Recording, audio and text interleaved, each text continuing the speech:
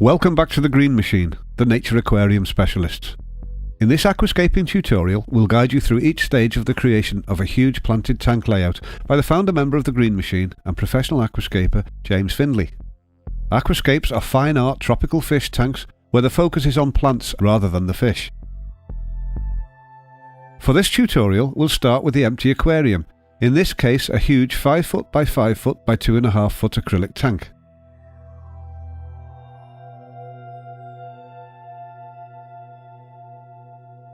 The first stage is to add a base substrate layer, which is made up of natural additives and nutrient-rich materials such as ADA Power Sand Special. This will provide the best environment for plant growth over a long period. James focuses these materials in the areas he plans to have most plant growth. If you want to learn how to create an aquascape for yourself, you can use the information provided for free on our website. We provide all the tutorials necessary to get started or to further improve your aquascaping skills. We also have an online shop stocked with hand-selected products which James and his team have picked for their effectiveness, ease and aesthetic design. You can buy all the materials and plants you need at the Green Machine by visiting thegreenmachineonline.com.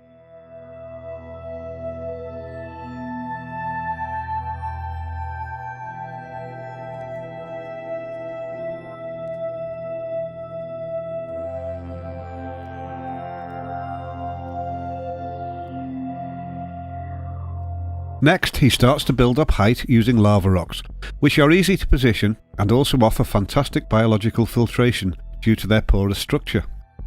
If everything is placed on the bottom of the aquarium with only one height or level in the design, the result can feel quite flat and lacking in dynamics. So James often uses contrasting high and low areas to make his layouts more dynamic. Often when creating aquascapes, James spends time considering hardscape and plant placement before he begins, sometimes making sketches or keeping the design in mind. However, on this occasion he titled this aquascape Spontaneity, because he didn't pre-plan the design. Instead, he surrounded the aquarium with pieces of hardscape and selected each piece as he went along, forming the design moment to moment. There are no right or wrong methods for creating a layout design, but it can often be tricky for beginners to visualise how a grown-in aquarium will look. With experience, however, one learns how various aquatic plant species grow and can keep this in mind when placing hardscape. James has had many years' practice across various styles and sizes of aquascapes, which makes this task fairly straightforward for him. If you are just starting out, you may find it useful to sketch out a design beforehand. You can research how certain plants grow and decide on a hardscape and plant layout at this stage so that you can begin with more confidence. A paintbrush is a useful tool when moving and positioning substrate materials. You can see 3 mounds of height forming at 3 of the corners, with one low area at the other corner. This low area will form a flat plane for carpeting plants. James likes to add plenty of substrate additives at this stage in order to create the best possible environment for plant growth, making maintenance easier down the line.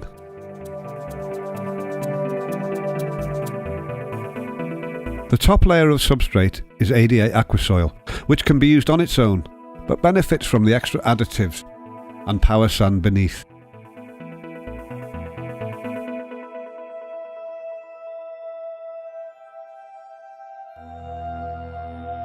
When placing the first stone in a huge tank of this size, it can be a daunting moment.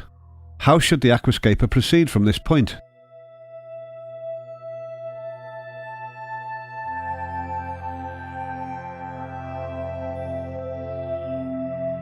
Now some huge stones are carefully positioned in the layout. These will play a big part in the overall composition. The challenge of working with such a big aquarium can be seen here. The person physically positioning the stone is so close that it's hard for them to see how it affects the layout, so James directs from the outside of the tank. With smaller aquariums, it is easier as the aquascaper can position the stone and then take a step back to observe the results, repeating until he or she is happy.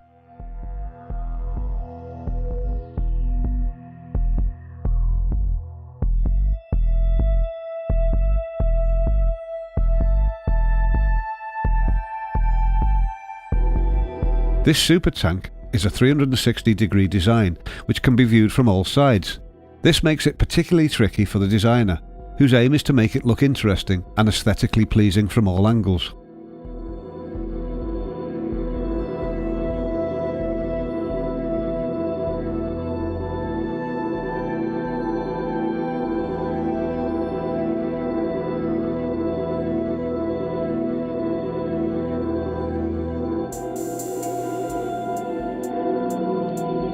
At this stage, James takes his time with each piece of stone, making sure he is happy with its placement before he proceeds to the next. Sometimes, stones need to be adjusted, replaced or removed, as new ones are added and the aesthetics change. The TGM blue stone is angular, with a lovely texture. It is quite easy to make it look like huge cliff faces, and it is perfect for aquascaping. It is also relatively inexpensive, and so well suited to those on a budget. When creating a layout, James prefers only to use one type of stone, because the end result seems more natural. In nature, stones of the same variety are mostly found together. He always advises other aquascapers to follow this rule if they desire a natural look. Minute changes in position can dramatically affect the look of the hardscape. One can use gut instinct to judge each adjustment, along with composition rules, such as the golden ratio. The golden ratio is a ratio found in many places in nature, which humans find satisfying or beautiful. Due to this effect, people often subconsciously produce art using this ratio. Designers can also consciously use it to help guide their placement of hardscape and plants within an aquarium. The ratio can be applied to the whole layout or to smaller subsections and areas within it. This ratio can be seen in spirals of shells, the dimensions of flowers and the human body. For more information on how to apply the rules of composition to aquascapes, visit the Green Machines website. These tools can be useful to the beginner and the pro, and once learned should improve your results in all varieties of designs. You may notice how James effectively uses compositional rules in some of his other aquascapes, such as continuity and altitude. He also applied these rules while working as a professional fine art photographer.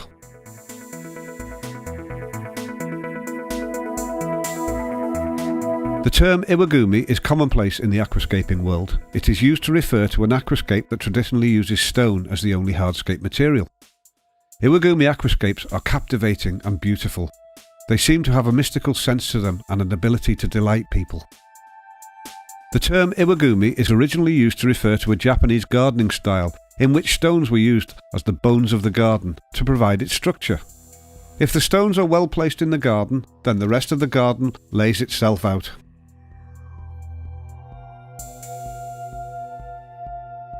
Japanese gardens used stones, shrubs and sand to represent landscapes in miniature, so they could show a mountainscape by using carefully placed stones, or represent the ocean or a lake with a pool of raked or unraked sand. As the popularity of gardening led to the emergence of underwater gardening, which we now know as aquascaping, the tradition of iwagumi naturally inspired and influenced aquascapers. James has created many iwagumi layouts, which can be found in our videos and articles online.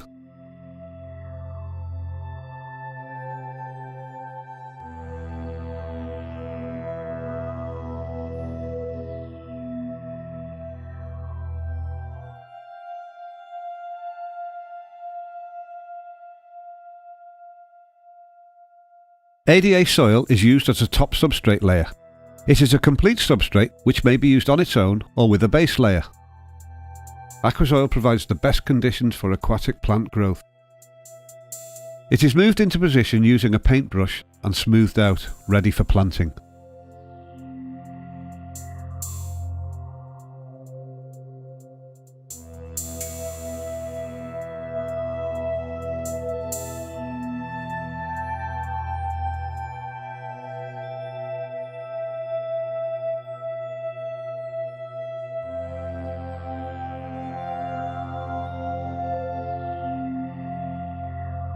Here James deviates from a true iwagumi layout by adding some Redmore rootwood.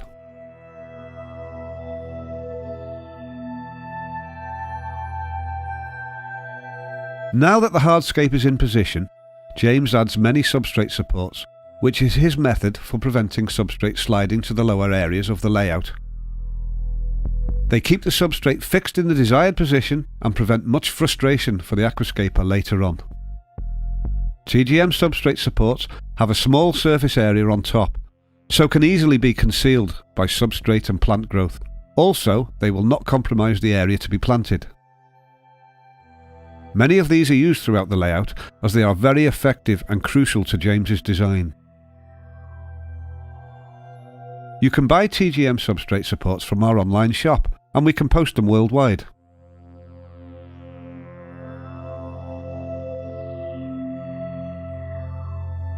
The hardscape is now complete. After a couple of weeks cycling the filter, planting can commence.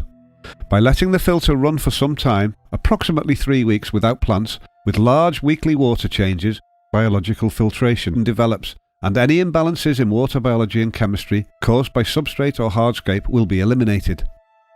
After this period, the conditions will be ideal for aquatic plants. James has tied moss onto the wood using ADA moss cotton. This will grow to cover the wood with a natural aged look. The first plant to be added is a carpeting variety, which will grow across the substrate area. Small plugs of this plant are placed across the desired areas using aquascaping pincets, which are an essential tool for this job. Eventually, these areas of plugs will grow into a full carpet with no gaps. It takes some time to prepare the large quantity of plants required for this huge layout. A list of all the plants used in this aquascape is given towards the end of this video. It can also be found on our website.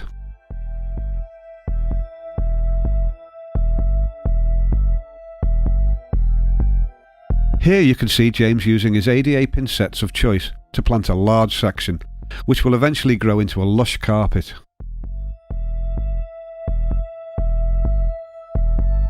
In comparison, some of his mature planted aquariums can be seen here, in various sizes and styles.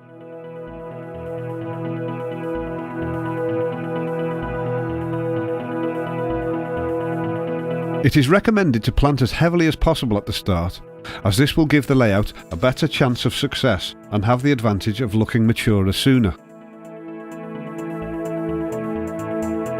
An aquarium of this size takes a lot more materials, effort and skill to set up successfully than a small home aquarium.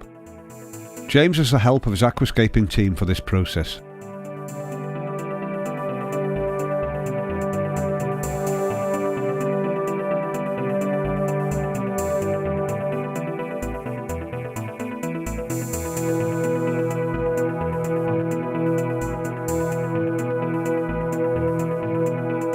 Different plants require different planting techniques.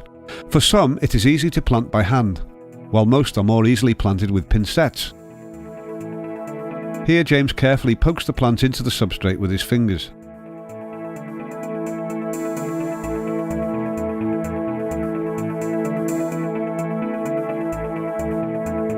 Tall plants are positioned in certain areas to give height to the plant growth within the design.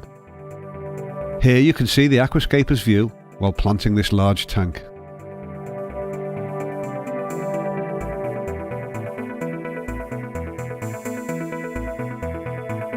Notice how plants are carefully separated from larger clumps before planting.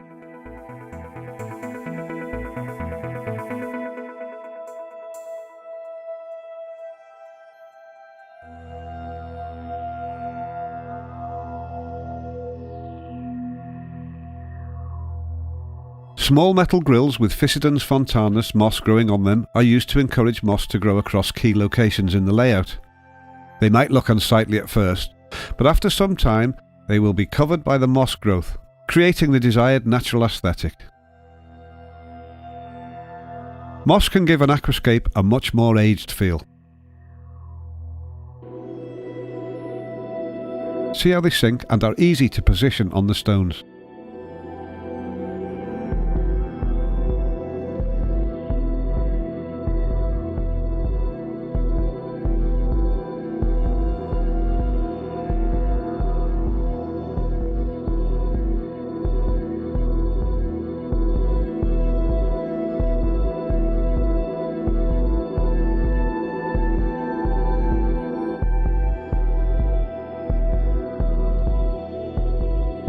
Once planting is complete, the aquarium is filled with water. Reverse osmosis filtered water is remineralised by the Green Machine staff to a GH of 4 and a KH of 4. This gives the maintenance team total control over water carbonate and general hardness. RO water may also be mixed with tap water to varying degrees to obtain more favourable water parameters. For more information on reverse osmosis, visit the TGM site or speak to their team. Now you can see the completed hardscape and planting together. The bright blue-grey of the TGM bluestone is clear to see under the brilliant halide lights. The large pieces tower above the low-lying planted areas. The ever-changing substrate height around the layout results in a dynamic and interesting composition, which is different from all angles. It is easy to see the areas of different plant species at this stage. James has changed the wood, selecting a smaller, more minimal piece and covering it with moss. The wood has been temporarily weighed down with a stone.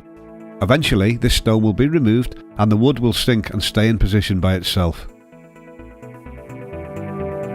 For a full list of equipment, materials and plants, visit our website www.thegreenmachineonline.com, where you'll also find many photos of this aquascape along with a video transcript. 360-degree aquariums are rare, but James has had a lot of practice with them. Most home aquariums are placed against a wall and are significantly easier to design because there are less viewing angles.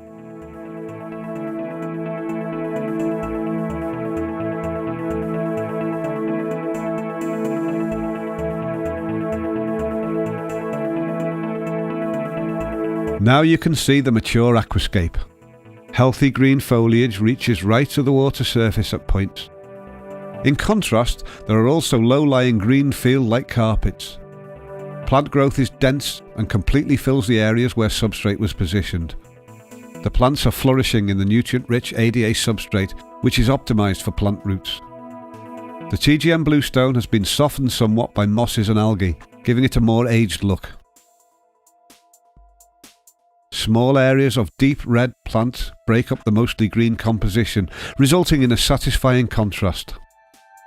Many bubbles of oxygen rise in streams from the plants, a result of ongoing photosynthesis. This oxygen diffuses into the water and is used by the fish. This is a successful project. A slice of nature has been created. It is balanced, harmonious and beautiful. This is a contained ecosystem, a complex network of natural processes which rely on each other. Through science and art, the aquascaper can create a truly stunning design. Planted tanks like this are ever-changing as they grow and evolve over time. This makes them very interesting and satisfying when featured in one's home or workplace. The process of creating and maintaining an aquascape is not as complicated as some might believe. It is possible for anyone to learn the basics in order to succeed.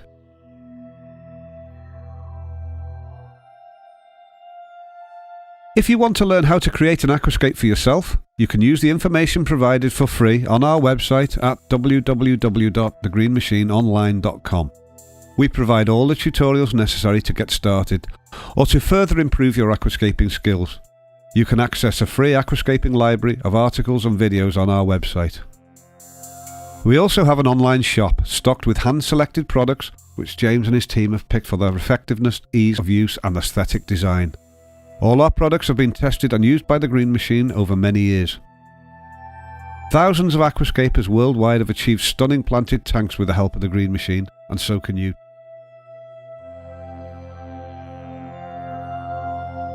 If you enjoyed this video, you can subscribe to our YouTube channel.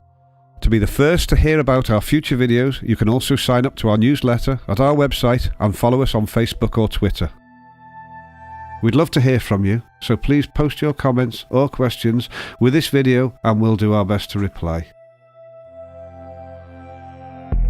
The plants used in this layout are Rotala rotundifolia, Limnophila hyperoides, Physidens fontanus, Rotala bonsai, Eleocharis sp mini, Apodogeton madagascarensis, Altananthera rosanovig, and Altananthera reinecke mini. And the fish living in this aquarium are cardinal tetra, Boschia stinthymunki, various corridorus, Siamese flying foxes, and a Marno shrimp. Looking like an underwater miniature Japanese garden, this planted tank glows with natural beauty. The challenge for the aquascaper is how to go about setting up such a design from scratch. This design, named Spontaneity, was not constrained by the usual pre-planning that goes into a large planted tank. Instead, it was an impulsive and free-flowing creation. If you are an existing aquascaper looking for a new challenge, or you are just starting out and prefer this method of design, you can also practice a more spontaneous approach to aquascaping. James's approach in this particular tank was to obtain various materials, sizes of hardscape and choice of plants prior to beginning his free-flowing design. You can buy all the materials and plants you need at The Green Machine by visiting www.thegreenmachineonline.com. When an aquascape design succeeds, the result is a constantly evolving, living work of art which must be pruned, fertilised and maintained, much like a beautiful garden. The process of creating a design like this and maintaining it over time can be very rewarding. Plant choice and placement is critical, as well as the maintenance strategy through the life of the aquascape. For further inspiration and ideas, you can view all of our other videos and articles on our YouTube channel and website. We really hope you enjoyed this video. We'd love you to share your approaches to aquascape design. Feel free to use the comments section for this. We always appreciate your feedback.